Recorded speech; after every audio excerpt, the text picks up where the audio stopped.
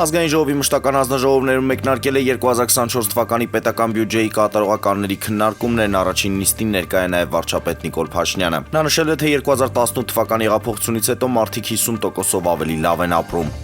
ԱԱԾ տնօրեն Արմեն Աբազյանը լրագրողների հետ ճեպազրույցում անդրադարձել է Հայաստանի եւ Ադրբեջանի անհետ կորածների հարցերով սպառվող հանձնաժողովների ներկայացուցիչների հանդիպմանը։ Նա ասել է, որ քննարկվել է անհետ կորածների ճակատագիրն ու հնարավոր որոնողական աշխատանքների հետ կապված հարցեր, պայմանավորվածություն է ձեռք բերվել, որ այդ աշխատանքները շարունակական լինեն։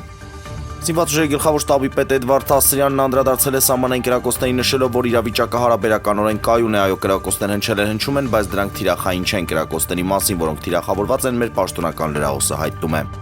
Սամվել Շահրամանյանն այսօր հրավիրվել է Հայաստանի Ապետության քննչական կոմիտե, ընթանում է նրա հարցաքննությունը, նա հարցաքննվում է վկայի կարգավիճակով, ընդ որում նա հարցաքննվել է նաև նախկինում տարբեր օրերին։ Ուկրաինան լուրջ չի ընդունում Ռուսաստանի հուշագիրը, քանի որ այն վերջնագիր է, իսկ խաղաղության առաջարկներն իրագործելի են, հայտարարել է Ուկրաինայի նախագահ Վոլոդիմիր Զելենսկին։ Այսինքն այս հուշագիրը թյուրիմացություն է, նշել է նա։ Երևանի ֆուտբոլի ակադեմիայի մարզադաշտում տեղի ունեցել մինչև 21 տարեկանների ընկերական հանդիպում, որում Հայաստանի մինչև 21 տարեկանների հավաքականը հյուրընկալել է Կիպրոսի մինչև 21 տարեկանների ընտրանուն։ Հանդիպումն ավարտվել է ոչ ոքի 1-1 հաշվով։